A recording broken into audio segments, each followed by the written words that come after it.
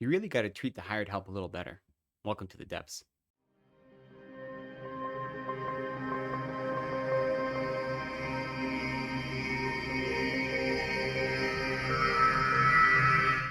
Hello, welcome to Reading from the Depths. My name is Lecton. Thanks for spending some time with me today. Today, I have another review for you. This is of Victorian Psycho by Virginia Feito. It's published by Liveright Books in early February of 2025, and I received a complimentary copy in exchange for an honest review. This story is dark and unfettered, and it has no interest in even the pretense of you being comfortable. The writing and the narrative voice is masked in all these layers of unreliability, and that makes it really fun, really intense. You are in the head of the main character the whole time. The main character is a young woman named Winifred, and she is become a governess at this Victorian estate. And the whole story takes place about a month before Christmas. I'm actually surprised this is being published in February because it would be great to be published as a Christmas story because the major set piece at the end of the book is all around Christmas Eve. Anyway, so she is to become a governess at this estate. And as I said, it's written from her perspective in first person narration. And sometimes she breaks the fourth wall and she even addresses the readers. And to be honest, I don't love this trope. I don't often think it's necessary. This isn't an epistolary story, so there's no reason for her to address dear readers as she does. But it's only once in a while, and it lets us get in her head to an extent, so I don't mind it. And because it's all written in her voice, there's this dark, sardonic tone throughout the whole story, yet nothing is reliable. What mysteries she does hold, they unfold throughout the story, but only a little bit at a time, because you can never trust what's going on. Now, this estate that she is at and the people that she is working for, they epitomize like the snobby upper crust of Victorian society.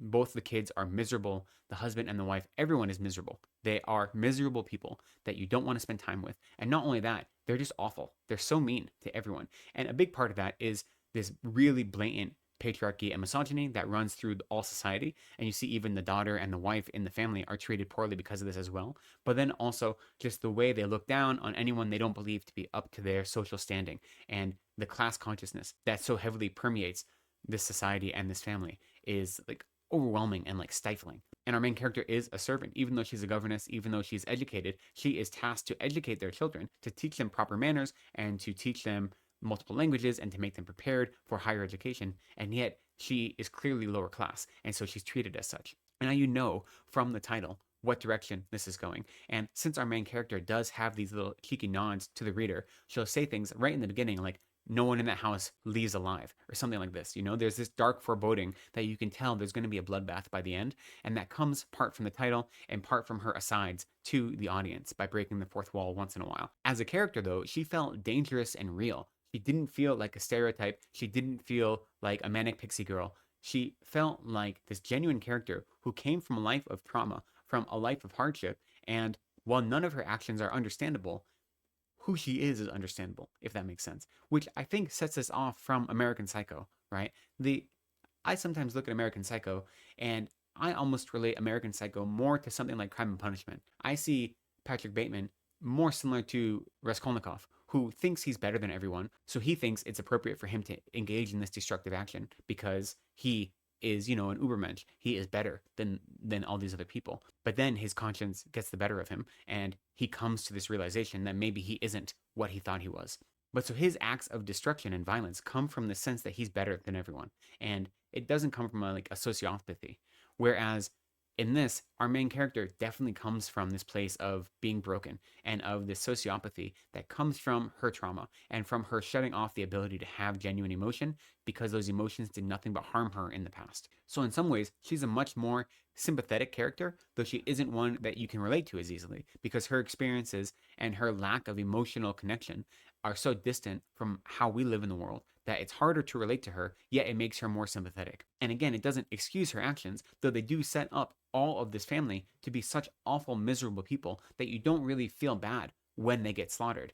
And not only them, but their friends come and visit, and they're also just awful people. And there's a 2-week long Christmas party. It was their turn to host the Christmas party, and the Christmas party lasts for 2 weeks, the full 2 weeks before Christmas. Every night they have a feast, and there's like a dozen people in the house, and they're all miserable, miserable people. Like none of them are people you want to spend time with.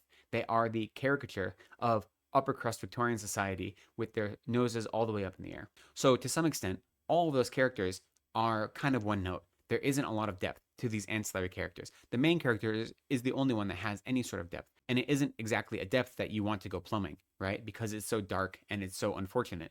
And yet, she does have mysteries, and there are mysteries that are revealed from her backstory and from why she is the way she is that only unveil themselves by the end of the story. And so she is a constantly unfolding character, but she is set across these other characters who are very much one note. They're very much caricatures. For me, in the context of this story, I think it worked. The pacing on this story is so fast, and it pulls you through the whole time, and the tension is always rising. I think right from the beginning, you know that no one makes it out alive, and you know from the title of the book that there's going to be blood, so you're just waiting for that first neck to be slit. And I will say it's really surprising. The first life that is taken is not who you'd expect it to be, and it just goes to show her state of mind in a way that I think is unsettling. It's easy to root for the psychopath when they're killing miserable people, but when they're killing everyone, you can't really root for them, right? And so she is not a character we root for, and we learn that very early on, even though we sympathize with her. So the writing, I think, has this really dark wit. It's really sarcastic or sardonic, I guess, depending on how you want to look at it. It is from this first person perspective, so it's very intimate at the same time, but it's intimate with a person who has no emotional connection to other human beings. So because of that, that level of intimacy actually feels like a frayed nerve, like it's uncomfortable to sit in her mind for the duration of the story. So I think the writing is really, really splendid. It creates a very specific tone for this story that works, and it is propulsive. It pulls you through the whole time. There isn't really a whole lot of plot to speak of. The story opens with her arriving at this estate to begin her job, and then once she begins the job, you're introduced to all these kind of awful, miserable characters, and she does her best to be a governess and to do what she's supposed to do, but everyone that she meets are just creating obstacles for her, right? They say they want her to be a certain way, but then the circumstances don't allow her to do that in any meaningful way. And so that is then paired with her own intentions and her own reasonings for choosing this job as her new posting, which are revealed slowly throughout the story. So the plot and like the rationale behind her actions, it is kind of revealed, I guess, at the end of the story, but there isn't a whole lot of plot. It's she goes to this estate and not everyone leaves the estate, at least not alive.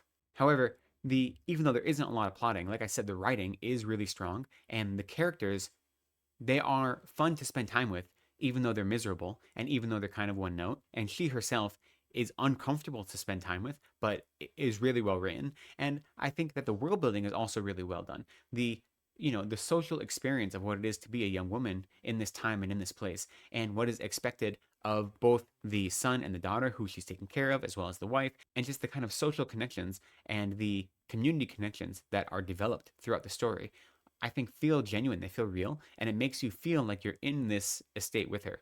The writing is descriptive enough to make you feel like you're inhabiting the space. And, when it's a chilly night and there's no fire, you can feel like the chill in your shoulders and in your bones. You want to wrap up. The writing works in that way. It isn't flowery, even though it is in her head. Every once in a while, there are some tangents that feel like a fever dream, especially near the end. There are moments where you can't really tell what's going on. You don't know if it's her imagination or if it's really happening. So there are these moments of disconnection from reality. So they add color to the story and to the writing without adding this incredibly purple prose. So the writing, I think, is really beautiful, and it works to tell this story perfectly. The wit and the sarcasm are really work for this character. And what world building there is, I think, is effectively done. I think most readers will have some idea of what Victorian England looked like, so they don't have to go into a lot of detail to let you be in that place. So overall, I had a really fun time with this story. It was bloody and gruesome and gory when it had to be, and in times when it wasn't, there was just always tension, rising, rising, rising. The title alone sets the ground for having this strong tension right from the beginning. And then when you have this first person narration from an unreliable narrator, that tension is just constantly being ratcheted up and up and up until there are these brief moments of explosion, until the end, then when there is a grand moment of explosion. And that is done really skillfully. It pulls you in the whole time. And, like I said, you have sympathy for this character, even though you don't have sympathy for what she did. And I think that is the mark of a good story like this, that it can pull you in, it can make you understand this generally sympathetic character who's doing horrific things, and you can have fun with her while she is doing those things. Of course, the story is exploring ideas of privilege, it's exploring ideas of what it means to be a woman in a world controlled by men, so patriarchy and misogyny, what it means to be forgotten, what it means to be left behind, what it means to have a childhood that is so devoid of emotional nurturing that you don't have any way to understand your overwhelming emotions as you grow up and you become an adult. And as a result of that, you turn them all inward and you pervert them in such ways that you then lack the ability to have emotional connections with your peers. So there are these opportunities of contemplation about what does it mean to be part of a family? What does it mean to be part of a community? And what does it mean to always be underfoot, to always have someone telling you what to do, to not have anyone supporting you, not have anyone lifting you up in any meaningful way? Now, don't get me wrong, this story isn't meant to be a contemplative story. It isn't meant to be a morality tale. It's meant to be bloody good fun, and that's what it is.